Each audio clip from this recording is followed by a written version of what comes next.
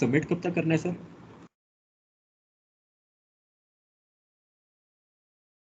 जी क्या कह रहे हैं? सर मैं कह रहा हूँ कि सबमिट कब तक करना है, इसकी डेडलाइन क्या है सर? 3 PM।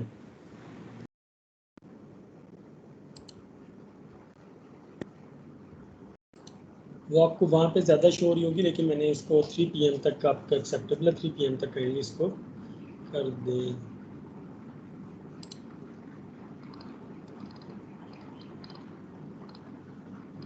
सर मुझे फॉर्म शो ही नहीं हो रहा टीम्स पर। हाँ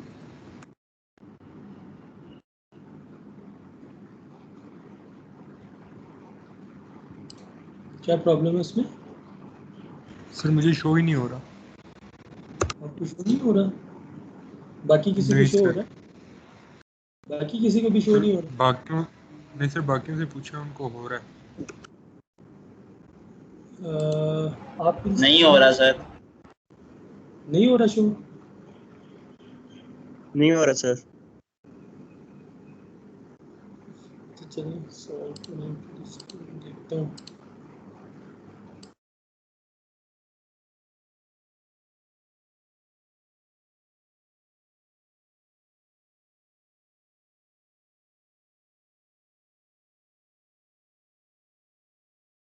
एक्सक्यूज मी सर। जी बताएं। सर ये जो क्वेश्चन नंबर 1 का पार्ट 2 है, जिसमें ये कन्वर्जेंस फाइंड आउट करनी है, सर ये हम कैलकुलेट किए बगैर किस तरह कन्वर्जेंस फाइंड आउट करेंगे? उसके लिए हमें वो पूरा प्रोसेस करना नहीं पड़ेगा? नो नो नो, जस्ट आपको एक जो कंडीशन फुलफिल होनी चाहिए उसके बारे में अब बात करें।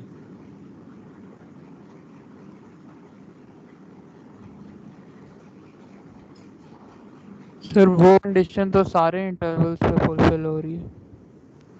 हाँ सर वो कंडीशन सब में फुलफिल हो रही है, चारों में।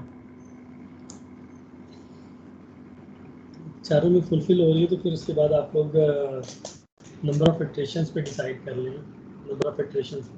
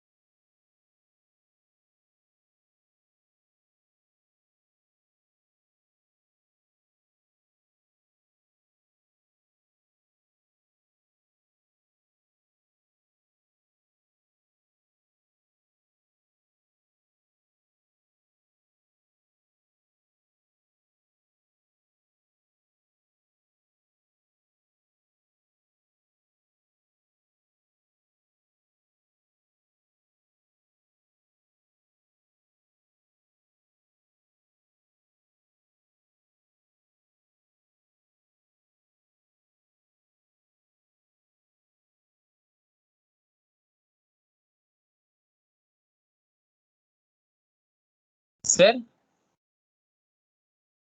जी। सर ये क्वेश्चन है टू विच जीरो, इसका क्या मतलब है सर? किसकी? सर क्वेश्चन 1 में answer to which zero of F does the bisection method converge.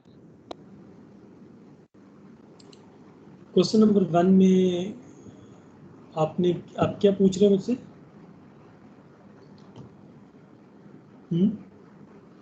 Sir इस स्टेटमेंट की समझ नहीं आ रही, to which zero of F does the bisection method converge. तो to which zero of f का मतलब क्या है? जी सर ये पूछना है।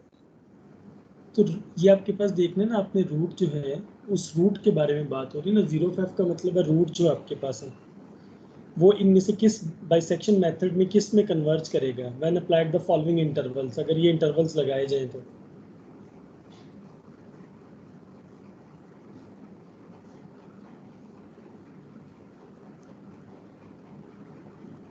सर अगर इंटरवल भी दोनों सेम हो और उसकी इटरेशन भी सेम हो तो फिर क्या करेंगे? सेम है उसमें उसमें कन्वर्ज कर जाता है। आप लोग इस क्वेश्चन को आप लोग इस तरह से समझे ना, देखें एफ ऑफ एक्स आपके पास एफ वही है जो ऊपर आपके पास डिफाइंड है। एफ ऑफ एक्स आपके पास बेसिकली वही है। तो आपने इनमें से जो इंटरवल्स आपको ऊपर से एफ ऑफ एक्स के रूट्स तो आपको पता चल जाएंगे ना, तो आपने फिर उसमें चेक करना है फर्दर के जो बाइसेक्शन मेथड है उसमें जो रूट या जो आप इसमें इंटरवल जो चूज करेंगे वो कौन सा इंटरवल होगा। पहले सबसे पहले तो एफ ऑफ एक्स के रूट फाइंड करें ना यहाँ से, विदाउट अप्लाइंग एनी मेथड आपको पता चल रहा है कि इसमें रूट्स आपके पास हैं। तो वो जो रूट आपके पास आएंगे एफ के, उनको चेक करना है कि वो इनमें से किस इंटरवल में लाई करते हैं और फिर उसकी कन्वर्जेंस चेक करनी है आपने। Convergence mean number of iteration बताने हैं उसको। ये इसका क्वेश्चन का मकसद है।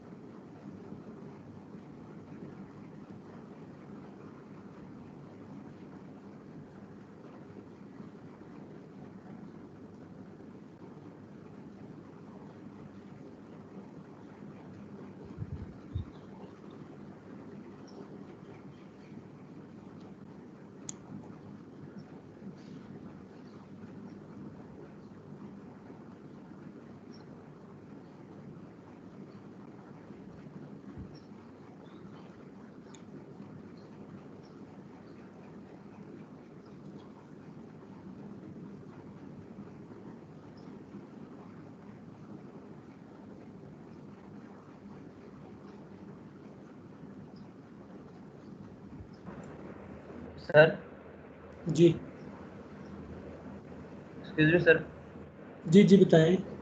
सर ये जो पार्ट क्वेश्चन नंबर फर्स्ट में पार्ट फर्स्ट में जो लास्ट लास्ट पॉइंट करने के to H zero of X plus the bisection में कन्वर्ज, सर इसमें शॉर्टेस्ट इंटरवल फाइंड करना है सर। जी बिल्कुल। आप लोग एक काम करें, आप लोग सिर्फ यस इसको आप कैंसिल कर दें। ये आप लोगों से कुछ आप लोगों को समझ नहीं आ रहा है, ये करने की ज़रूरत नहीं है। जस्ट आप इन रूट्स की मल्टीप्लिसिटी बता दें, ठीक है। बाकी चीज़ें आप छोड़ दें। और ये इसका जहाँ यहाँ पर आपने जस्ट इसका फार्मूला लिख देना है, ठीक है। नंबर ऑफ इटरेशंस, जो नंबर ऑफ इटरेशंस फाइंड करने का जो फार्मूला है वो आपने फार्मूला मेंशन करना है। ये इसको टॉ को भी भूल जाए फिलहाल। जस्ट आपने फार्मूला लिखना है कि बाइसेक्शन मेथड में हम विदाउट सॉल्विंग जो नंबर ऑफ इटरेशंस हम फाइंड कर सकते हैं उसका फार्मूला लिखना है और इसमें ये कर दें। और बाकी इस तरह से अब आप ये इसको कंप्लीट कर लें प्लीज़। बस 15 मिनट्स हैं। और वो आपको साइन हुआ है कि नहीं साइन हुआ? मैंने तो उसको साइन करके चेक किया है, वो मेरा ख्याल आप लोगों को शो होना चाहिए। सर फॉर्म हमारे पास खुलता है, उसका सिर्फ सबमिट का ऑप्शन आ रहा है, वो कोई आगे मजीद उसकी कोई चीज़ शो नहीं हो रही। तो मजीद उसकी शो नहीं हो रही। सर असाइनमेंट में मसला ये है कि वो हमें ऑप्शन नहीं दे रहा हमारी अपनी फाइल अपलोड करने का। अच्छा सही, ओके।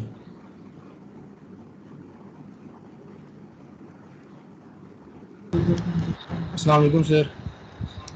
सर ये काइंडली टाइम थोड़ा एक्सटेंड कर दें, ये सारा टाइम तो हम लोग फिर ए बी सी डी पे लगा दिया है अभी। काइंडली 10 से 15 मिनट एक्सटेंड कर दें।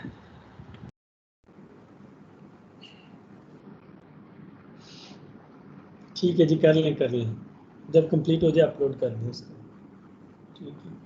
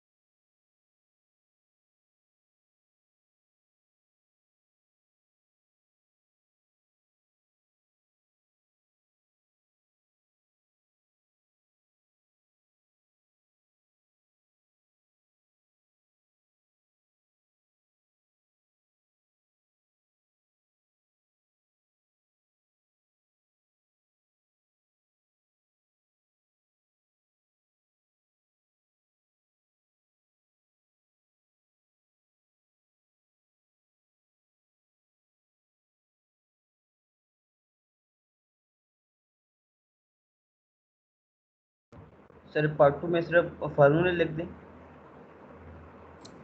जी फार्मूला लिखना है आपने, फार्मूला। ये यस सर।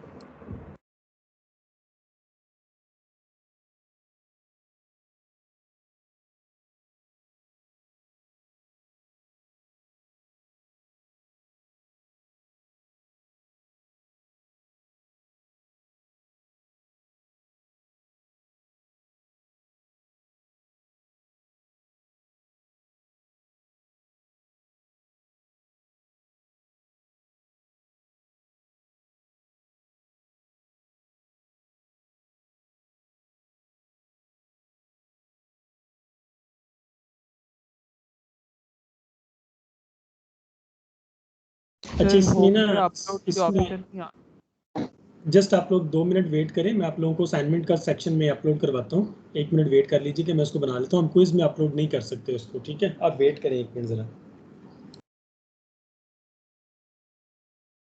ओके सर जी।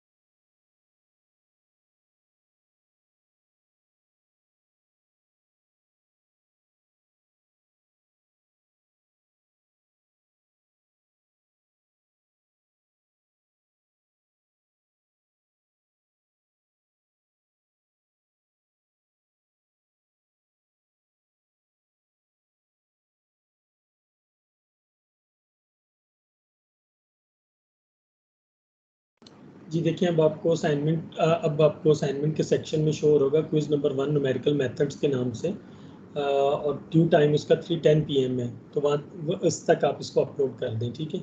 अब मेरे ख्याल आप लोगों को मसला नहीं होगा।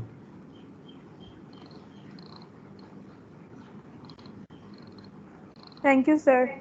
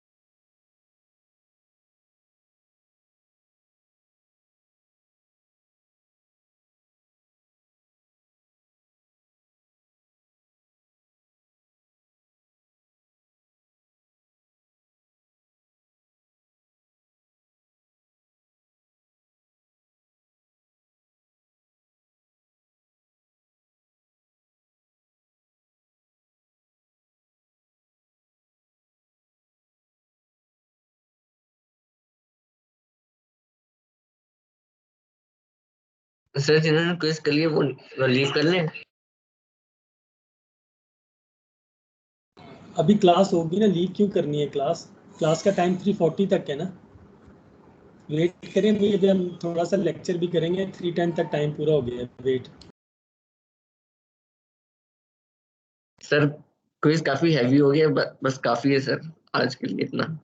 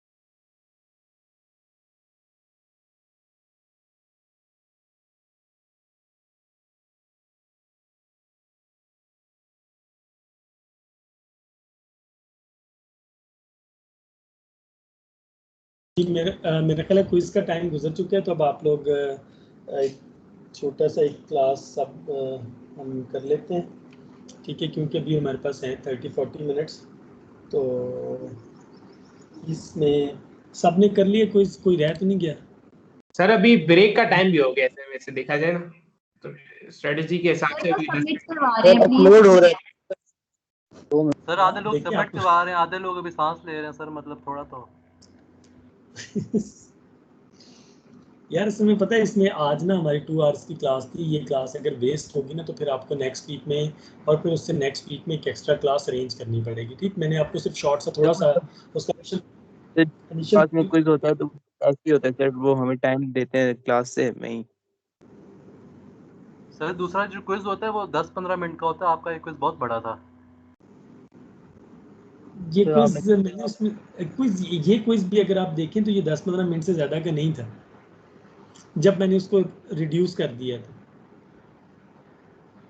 सर बीच में इतना टाइम उस पर भी तो लगा इंटरवल्स वाले क्वेश्चन पे। सर हमने तो कर लिया था सर, आधे घंटे में सर लगा के वो किया, आपने उस क्रॉस ही कर दिया।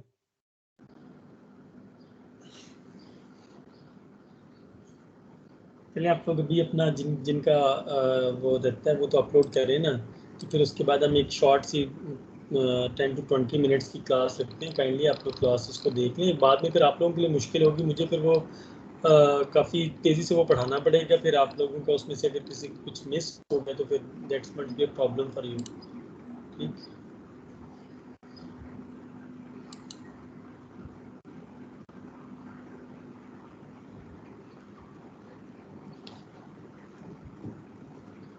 और कोशिश करें कि सारे अपना जो इसका क्विज है उसको अपनी असाइंड सेक्शन में ही अपलोड करें, उससे रिकॉर्ड रहता है और उससे आसानी भी रहती है चेक करने में। अगर पर्सनल चैट में आ जाता है समटाइम वो मिस हो जाता है, स्किप हो जाता है। इवन इफ अगर ये डिलेट भी है, लेट भी हुआ है, तो फिर भी आप उसको अपलोड वहीं पे ही करें।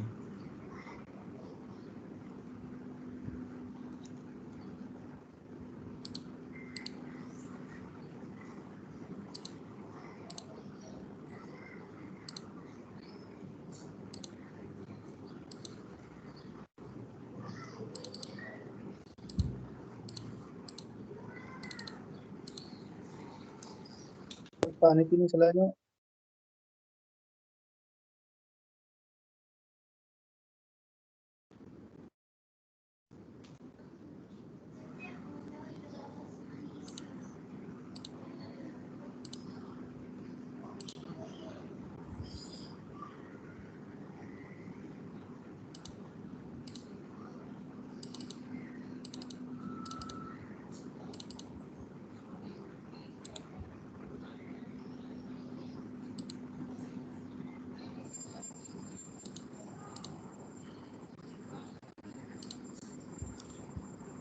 जी, अब आप लोगों को स्क्रीन नज़र आ रही?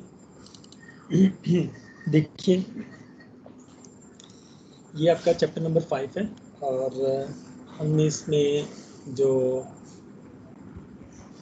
डिस्कस करना है वो आपके पास कुछ मेथड्स हैं जो आप लोगों ने अप्लाई करने हैं। ठीक है, एक तो मेथड आप लोगों ने अप्लाई करने से इनकार कर दिया, बहरहाल आप लोगों का एक असाइनमेंट रहती है, अभी वो उसमें हम इसको कवर कर लेंगे। ये चैप्टर आपके पास initial value problem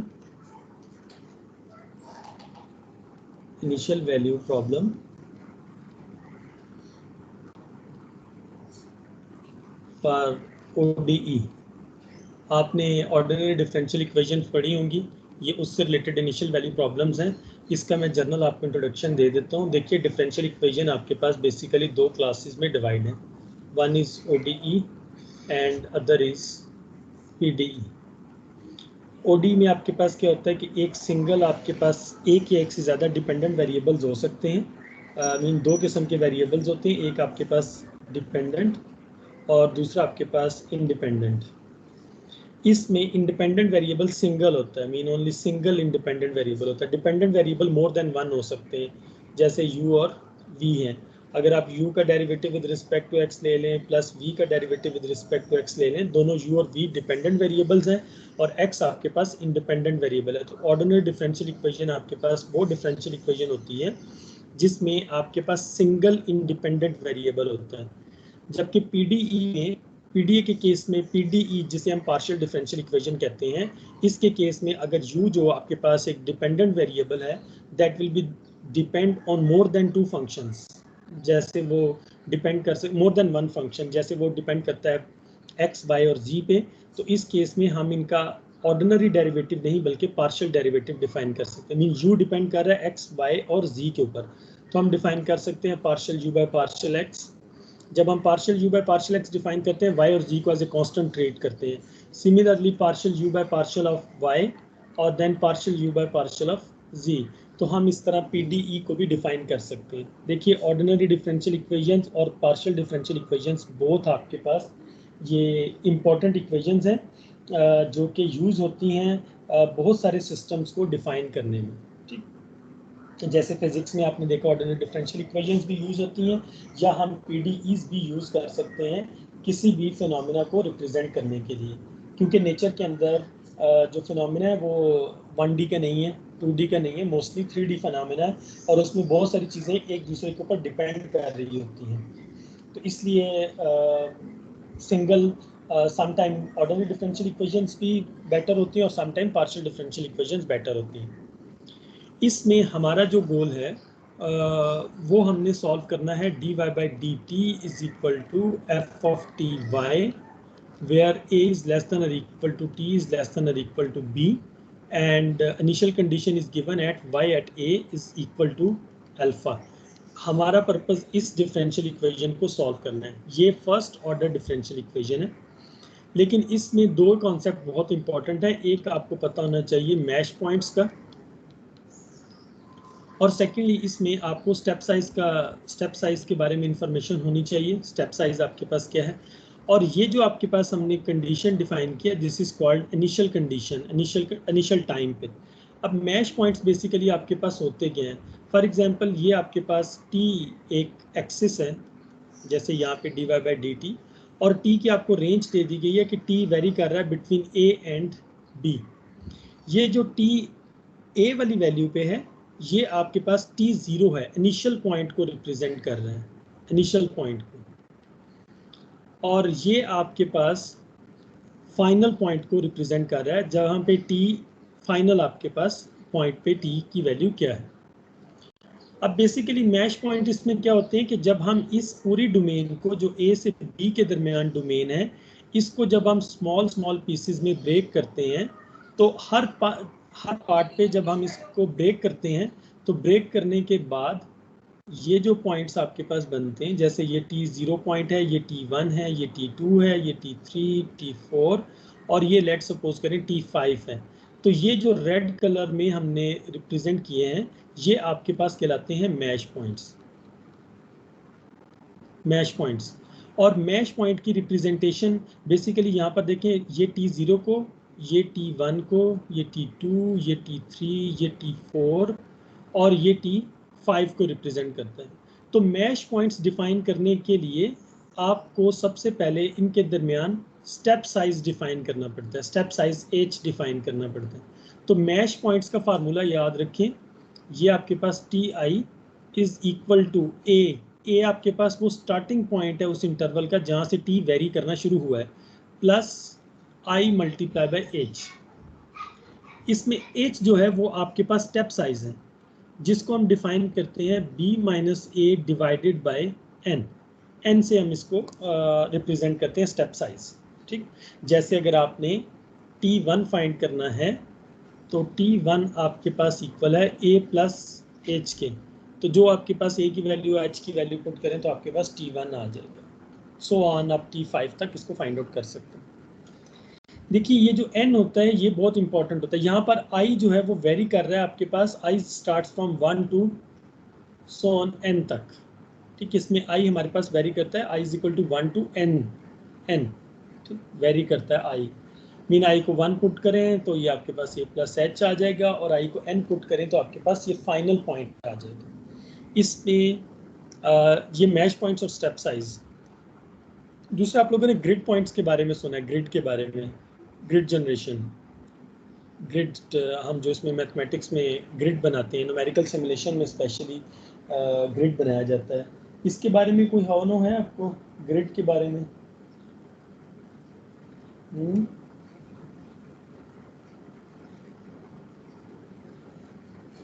no sir.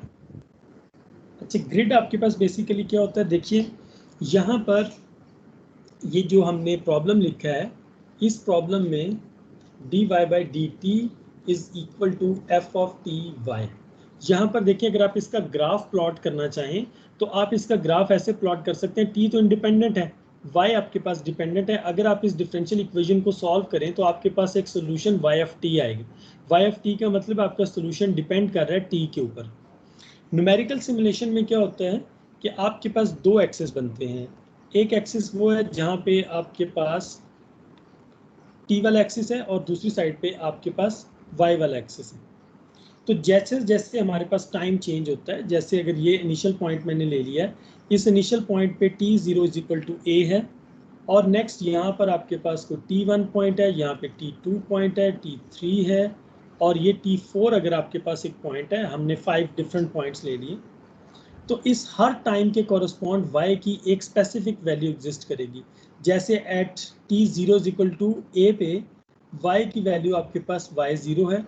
Let suppose करें फिर y की वैल्यू आपके पास y1, y2, y3 और यहाँ पे y4 आपके पास आ जाती है। अगर हम इन लाइंस को आपस में ज्वाइन करें, मीन ये अगर हम यहाँ से यहाँ तक इसको ज्वाइन करवाएं और इस साइड से ये हमारे पास एक स्क्वायर बॉक्स बन जाता है। ये जैसे इसको इसके साथ ज्वाइन किया, ये इसके साथ ज्वाइन हुआ और ये इसके साथ। सिमिलरली यहाँ से ये इस तरह की जो चीज़ आप कंस्ट्रक्ट करते हैं जिसमें टी कोई डिपेंड, जो चीज़ चेंज हो रही है किसी दूसरे के रिस्पेक्ट से, उसको हम वर्टिकल एक्सिस पे लेते हैं, और जिसके रिस्पेक्ट से चेंज हो रही है तो उसको हम हॉरिजॉन्टल एक्सिस पे लेते हैं। तो इस तरह से ये जो हमने बॉक्स बनाए हैं या ये जो सारा प्रोसीजर किया है, जिसमें ये पॉइंट आपके पास ये पॉइंट है, ये पॉइंट और ये सारे के सारे आपके पास ग्रिड पॉइंट्स कहलाते हैं, या इनको हम नोड पॉइंट्स भी कहते हैं, या इनको हम मैश पॉइंट्स भी कहते हैं। तो ये वो केस है जहाँ पे जब t0 0 के इक्वल है तो y0 आपके पास इक्वल है। मीन पहला पॉइंट यहाँ से बनता है आपके पास t0 y0, ये पॉइंट आपके पास बनेगा t1 y0, ये पॉइंट आपके पास बनता है t2 एंड y0, और ये पॉइंट बनता है आपके पास t3 और y0, और ये फाइनल पॉइंट बनता है आपके पास t4 एंड y0। ये हमारे पास 4 पॉइंट्स बन जाते हैं। ठीक, और इसमें देखिए ये चीज़ आप लोगों को समझने की ज़रूरत है। देखो आपके पास y0 फिक्स है इस पूरी लाइन के ऊपर, इस पूरी लाइन पे y0 फिक्स है। मीन y0 आपके पास इनिशियल वैल्यू इसमें फिक्स्ड है। ये सारे आपके पास बेसिकली बाउंड्री कहलाती है इसकी। अब इस डायरेक्शन में अगर आप जाएं इस वाली डायरेक्शन में, तो यहाँ पर अगर आप इस लाइन के पॉइंट्स लिखें तो ये पॉइंट तो सिमिलर दिस पॉइंट होगा, लेकिन ये वाला पॉइंट आपके पास होगा T1 सॉरी T0 Y1, ये पॉइंट आपके पास क्या होगा T0 Y2, और ये पॉइंट आपके पास होगा T0 Y3, और this point becomes T0 and Y4। ठीक, तो होता क्या है कि हमारे पास जो वेरिएबल y है उसकी हम हर मैच पॉइंट के ऊपर वैल्यू फाइंड करते हैं। इसमें याद रखें T1 से T0 से T1 के दरमियान डिस्टेंस को h से रिप्रेजेंट करते हैं, और इसमें ये जो आपके पास एक बॉक्स बनता है, ये कंप्लीट बॉक्स, इसको हम स्क्वायर बॉक्स भी कहते हैं, स्क्वायर बॉक्स। ठीक है, और ये जो आपके पास ये वाले पॉइंट्स हैं, these points are called node points हम इनको कहते हैं, या हम इनको ग्रिड पॉइंट का वर्ड भी यूज करते हैं, ग्रिड पॉइंट्स। ठीक, इसकी एग्जांपल बिल्कुल ऐसे ही है जैसे आप अपने रूम का जो फ्लोर है उसको स्मॉल स्मॉल स्क्वायर पीसेस में डिवाइड कर दें, और फिर आप हर स्क्वायर पीस के नोड के ऊपर जो उसके एंड पॉइंट्स हैं उनके ऊपर फंक्शन की वैल्यू फाइंड करें, और आखिर पे उस सब को सम कर लें, तो वो आपके पास क्या आ जाएगा, उसका न्यूमेरिकल सोल्यूशन आ जाएगा। जैसे फॉर एग्जांपल अगर आप एरिया फाइंड करना चाहते हैं अपने एक रूम के फ्लोर का थ्रू न्यूमेरिकल सिमुलेशन, तो आप उस केस में क्या करते हैं कि आप अपनी डोमेन को स्मॉल स्मॉल पैचेस में डिवाइड करते हैं, और फिर हर पैच का सेपरेटली एरिया कैलकुलेट करने के बाद एंड पे सब को सम कर लेते हैं, तो आपके पास वो टोटल एरिया आ जाता है। ठीक, अब इसमें जो एक और चीज़ इसमें नोट करने वाली है, या जिसके बारे में जो आपको पता होनी चाहिए, वो ये है कि आपके पास ये जो पॉइंट, ये जो इसकी बाउंड्री होती है, हमें सम टाइम क्या ऑटोमेटिकली हमें इस बाउंड्री पॉइंट्स की वैल्यूज फाइंड आउट नहीं करनी होती, बल्कि ये हमें गिवन होती है, सिर्फ उसमें y वेरी कर रहा होता है, हम उसको फाइंड कर लेते हैं। हमें जो इंटीरियर पॉइंट्स हैं उनके ऊपर फंक्शन का सोल्यूशन फाइंड आउट करना होता है, इंटीरियर पॉइंट्स। ठीक, बाउंड्री वाले पॉइंट्स उसमें से निकल जाते हैं, और आप इंटीरियर पॉइंट्स पे फंक्शन की वैल्यूज फाइंड आउट कर सकते हैं। ठीक है, तो मैच पॉइंट्स का कुछ आप लोगों को क्लियर हुआ कि मैच पॉइंट्स क्या हैं? ठीक है सर, एक बात पूछी थी सर। जी जी, चैप्टर 5 आपने स्टार्ट कराया आज? आज हमने चैप्टर 5 स्टार्ट किया है। न्यू चैप्टर स्टार्ट किए हैं? नंबर 5 आपने आज स्टार्ट करवाया ना सर? ये 5th चैप्टर है ना आपका। तो सर इसमें हम कौन कौन से मेथड स्टडी करेंगे, ये भी कौन सा मेथड आप पढ़ा रहे हैं? ये जर्नल इंफॉर्मेशन है कि न्यूमेरिकल सिमुलेशन में क्या क्या चीज़ें यूज़ होती हैं, जो उसकी बेसिक्स है, इंट्रोडक्शन है उसका। हमने इसमें आयलर्स मेथड पढ़ना है, फिर हमने इसमें से हायर ऑर्डर टेलर्स मेथड पढ़ने हैं, फिर इसमें हमने मिड पॉइंट मेथड पढ़ना है, मॉडिफाइड आयलर मेथड पढ़ना है, रंजकुता सेकंड ऑर्डर मेथड पढ़ना है, थर्ड और फोर्थ ऑर्डर मेथड पढ़ना है। सर अभी आप जनरल तो दे रहे हो ना, अभी आपने कोई मेथड पढ़ाया तो नहीं है ना? नहीं, अभी मेथड पढ़ाया नहीं है, लेकिन ये चीज़ें मेथड की बेस है यार। आपको ये चीज़ें समझ आएंगी तो आपको मेथड भी इजीली समझ आ जाएगा, इम्प्लीमेंट करना आसान हो जाएगा। ये उसके बेसिक पॉइंट्स हैं कि हम मेथड को कैसे ड्राइव कर सकते हैं, कैसे हम अप्लाई कर सकते हैं। ठीक है, अब इसमें इसके बाद देखिए, इसमें जो सबसे देखें ये जो चीज़ें हैं ये बेसिक्स हैं किसी भी न्यूमेरिकल मेथड की। अभी तक आप लोगों ने जो न्यूमेरिकल मेथड्स पढ़े हैं या उसमें जो अप्लाई किए हैं वो ऑब्वियसली 1D के थे। ठीक है, मैश पे आपने इसको डिस्कस नहीं किया, तभी हम इसको थोड़ा सा मैश पॉइंट्स पे डिस्कस करेंगे, तो होपफुली आप लोगों को इसमें कुछ ना कुछ समझ ज़रूर आएगी। तो ये कुछ आप लोगों को क्लियर हुआ ये वाला, ये मैश पॉइंट्स क्या होते हैं और स्टेप साइज क्या होता है? Yes sir. Yes sir. इसमें देखिए एक चीज़ और है जो सबसे इम्पोर्टेंट इसमें, देखिए आपके पास किसी भी न्यूमेरिकल सिमुलेशन की स्टेबिलिटी के लिए या आप उसकी फास्ट कन्वर्जेंस अगर आप कहें, ये इस चीज़ को हम देखेंगे भी सही, वो सबसे इम्पोर्टेंट रोल प्ले करता है आपके पास step size. Choice of step size is important. अगर आप देखें स्टेप साइज, मैं अगर आपको उसकी एक सिंपल सी अगर एक एग्जांपल दूं, लेट्स सपोज करें। जी जी सर, ये वही वाला ग्रिड है ना जो हमने पिछले चैप्टर में भी पढ़ा था? ये ग्रिड, जब हम ग्रिड की बात करते हैं, ग्रिड इज ऑलमोस्ट सेम, ठीक है। उसमें सिर्फ आपके पास वेरिएबल चेंज हो सकते हैं, वरना ग्रिड आपके पास एक जैसा ही होता है। ग्रिड वही होता है कि जिसमें आप अपनी डोमेन को स्मॉल स्मॉल पीसेस में डिवाइड करते हैं और फिर हर पीस के ऊपर, हर नोड के ऊपर, इस नोड पॉइंट जैसे नोड, सब नोड पॉइंट्स के ऊपर आप फंक्शन की वैल्यू फाइंड आउट करते हैं इन सब के ऊपर। ये बेसिकली सेम वही चीज़ है। अच्छा देखिए, ये जो स्टेप साइज है ये आपके पास बहुत इंपॉर्टेंट रोल प्ले करता है, और ये जो स्टेप साइज है इससे आपकी कंप्यूटेशनल कॉस्ट रिड्यूस भी हो सकती है और कंप्यूटेशनल कॉस्ट आपके पास इंक्रीज भी हो सकती है, ठीक। इसलिए चॉइस ऑफ स्टेप साइज जो है वो आपके पास बहुत इंपॉर्टेंट होता है, ठीक। अगर आप बहुत बड़ा स्टेप साइज चूज करते हैं तो उस केस में एरर का चांस बढ़ जाता है, आपके पास ज़्यादा बड़ा एरर आएगा। लेकिन अगर आप स्टेप साइज बहुत स्मॉल चूज कर लेते हैं, उस केस में रिजल्ट तो आपके पास एक्यूरेट आएगा, लेकिन आपकी कंप्यूटेशनल कॉस्ट जो है वो बहुत बढ़ जाएगी, ठीक है। कंप्यूटेशनल कॉस्ट, जैसे आप इसको, आप इससे मैं आपको एक सिंपल सी एग्जांपल से अगर बताऊं, फॉर एग्जांपल 0 और 1 अगर आपके पास एक इंटरवल है और इस ये मीन 0 और 1 के दरमियान t आपके पास चेंज हो रहे हैं। लेट सपोज करें कि आपने ये 0, इसको आपने जस्ट 3 पॉइंट्स ले लिए, इसके मीन आपने एज कंसीडर कर लिया इसमें 0.5,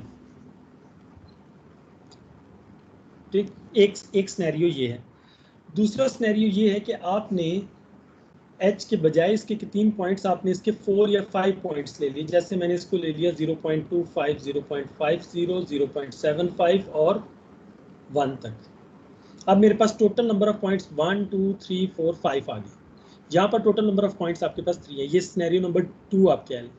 फिर आपने इसको अगर आप इसको फर्दर थोड़ा सा स्मॉलर ले लें, जैसे आप इसमें इन बिटवीन, इन दोनों के दरमियान एक पॉइंट कंसीडर कर लें, इन दोनों के दरमियान, मीन अगर आप 0 और फिर 0.125 ले लें और फिर 0.25 ले लें, आई थिंक इसमें मुझे चेक करने दें, जैसे अगर हम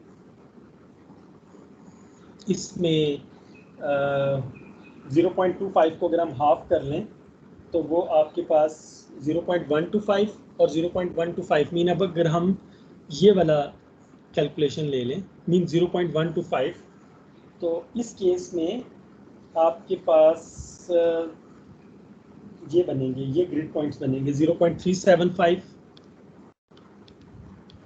और फिर आपके पास नेक्स्ट में इसमें नेक्स्ट पॉइंट जो आपके पास बनेगा वो 0.25 आएगा। फिर एक मिनट, इसमें 0.375 और प्लस 0.125, ये आपके पास 0.5 आएगा, और फिर ऑब्वियसली ये 0.625 आ जाएगा, और फिर 0.5,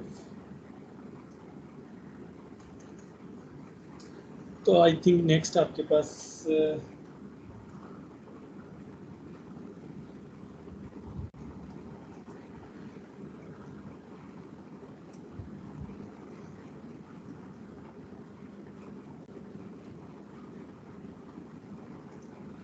ये फाइनली यहाँ पर 0.75 आएगा, और फिर इसमें फर्दर अगर आप 0.125 ऐड कर दें तो 0.875, और फिर यहाँ पे 1.0 आ जाएगी। अब आपने ये 3 डिफरेंट केसेस इसमें कंसीडर किए। यहाँ पर आपने step size h is equal to 0.5 रखा, यहाँ पर आपने स्टेप साइज 0.25 रखा, यहाँ पे h इज इक्वल टू 0.125 रखा। ये गारंटीड है कि आपके पास इसमें एरर बड़ा होगा। फॉर एग्जांपल इसमें E1 आपने एरर कैलकुलेट किया, इसमें E2 एरर कैलकुलेट किया, इसमें आपने E3 एरर कैलकुलेट किया। ये श्योर शॉट है कि आपके पास E1 ग्रेटर होगा E2 से, E2 ग्रेटर होगा E3 से। ठीक, ये एक श्योर शॉट रिजल्ट है कि अगर आपके पास स्टेप साइज अगर आप बढ़ाते जाएंगे तो आपके पास जो एरर है वो बढ़ता जाएगा। अब इसमें फर्स्ट सिनेरियो में देखें, E1 अगर आपके पास सम वैल्यू है वो ग्रेटर होगी E2 से और E2 ग्रेटर होगा E3 से, जबकि E3 इन दोनों से लेस होगा। अब इसमें अगर फॉर एग्जांपल आपको y की वैल्यू फाइंड करनी है, इस केस में आपको जस्ट y 3 पॉइंट्स के ऊपर फाइंड आउट करना है।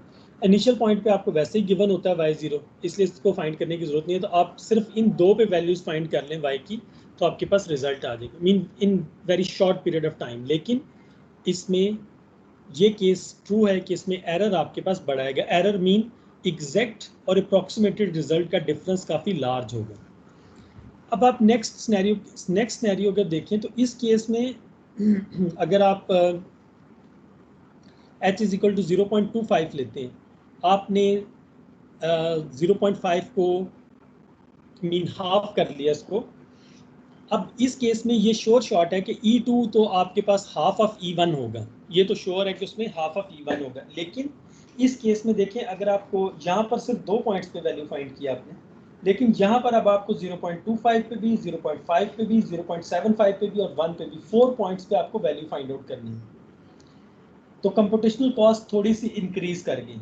ठीक, इसी तरह सिमिलरली अगर आप इसको देखें h इज इक्वल टू 0.125, अब आप जीरो वाले पॉइंट को अगर आप छोड़ दें क्योंकि ये इनिशियल पॉइंट है जिसके वैल्यू गिवन है, तो रेस्ट ऑफ द पॉइंट्स आपके पास 1 2 3 4 5 6 7 8 पॉइंट्स पे आपको वैल्यूज फाइंड आउट करनी पड़ती हैं। ठीक, तो उस केस में कंप्यूटेशनल कॉस्ट आपके पास मजीद बढ़ जाएगी। सही, लेकिन एरर उसमें काफ़ी कम हो गया होगा। एरर कम होने का मतलब है कि दोनों के दरमियान मार्जिन जो है एग्जैक्ट का और जो आपके पास अप्रॉक्सीमेटेड रिजल्ट है वो कम हो जाएगा। तो इसमें अच्छी चीज़ ये होती है कि आप अपने स्टेप साइज को ऑप्टिमाइज कैसे करते हैं। ठीक, मीन आपको एक तो शॉर्ट पीरियड ऑफ टाइम में अपना रिजल्ट फाइंड करना है। शॉर्ट पीरियड ऑफ टाइम में रिजल्ट फाइंड करना मतलब जो गुड स्ट्रेटजी होती है न्यूमेरिकल सिमुलेशन की, न्यूमेरिकल सिमुलेशन की गुड स्ट्रेटजी ये होती है कि you have to find the result in a very short period of time, but at the same time your result must contain the smallest error between the approximated and the exact result। ये भी बहुत important होता है। ये ऐसा नहीं हो सकता कि आप अपनी एरर को कम करने के चक्कर में आप h को इतना स्मॉल ले लें कि आपको पूरा 1 डे एक सिमुलेशन रन करनी पड़े या 2 डेज सिमुलेशन रन करना पड़े। तो इसलिए ये जो टेक्निक्स होती हैं इनमें ऑप्टिमाइजेशन ऑफ h, मुनासिब स्टेप साइज, ये बहुत इंपॉर्टेंट होता है न्यूमेरिकल सिमुलेशन के लिए। ठीक है, तो हम इसको फर्दर और भी एक्सप्लोर करेंगे कि इसकी और क्या क्या पॉसिबिलिटीज़ आपके पास हो सकती हैं।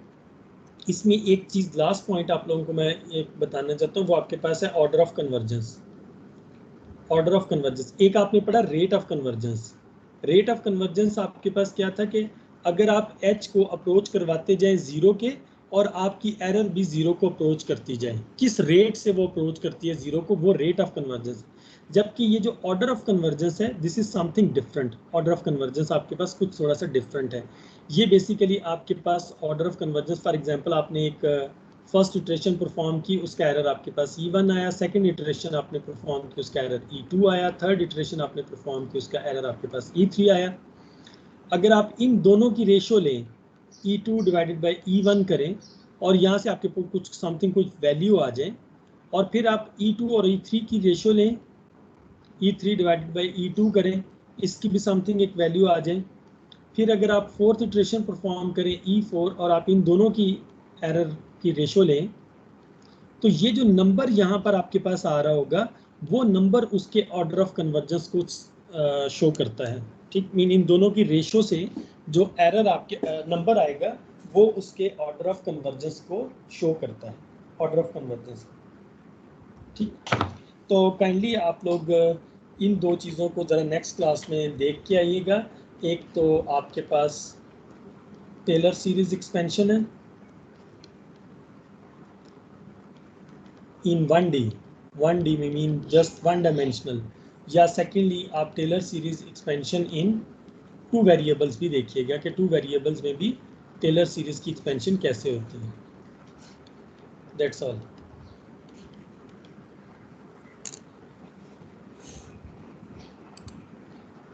ये था आपका आज का लेक्चर। और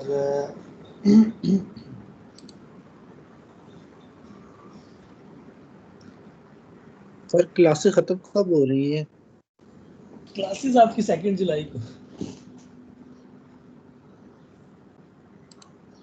लास्ट वाला वीक जो 5 जुलाई तक आपकी क्लासेस, आपका सेमेस्टर 5 जुलाई तक एक्सटेंड हुआ था ना, तो आप लोगों की जो सर 27 जून तक है, लास्ट वीक तो प्रेप के सर लिए है। वो लास्ट वीक प्रेप है, वो और आपकी वो तो क्लासेस का नहीं है। प्रिपरेशन के लिए तो लास्ट वीक प्रेप के लिए दिया गया आप लोगों को। लास्ट वीक प्रेप के लिए नेक्स्ट Yes, वीक sir, आप लोग वो- कह रहे हैं कि लास्ट नहीं यार, मुझे हम लोगों सेमेस्टर क्लासेस 25 जून तक के, उसके बाद फिर प्रेप्स के लिए ये छुट्टियां है बाकी।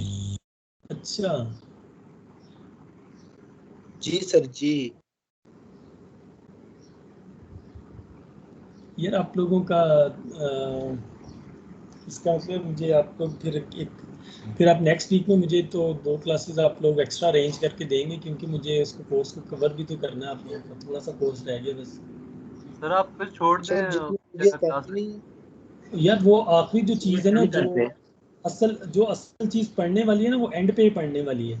वो आप लोगों को, अगर आप लोगों में से किसी ने फ्यूचर में कुछ रिसर्च की जिसमें पार्शियल डिफरेंशियल इक्वेशन से रिलेटेड अगर रिसर्च की, तो उसमें उसको वो बहुत हेल्पफुल होगा, क्योंकि वो बेसिक्स, वो बड़ी बेसिक सी चीज़ें हैं उसकी पार्शियल डिफरेंशियल इक्वेशन की। जैसे फाइनल ये के बाद क्लास अरेंज करा लेंगे। Excuse me sir, finals sir के एक बाद डील क्लास है। अरेंज करा लेंगे। जी जी सर आप हमारा अगले वीक क्विज ना लें, हम आपको क्लास अरेंज कर देंगे।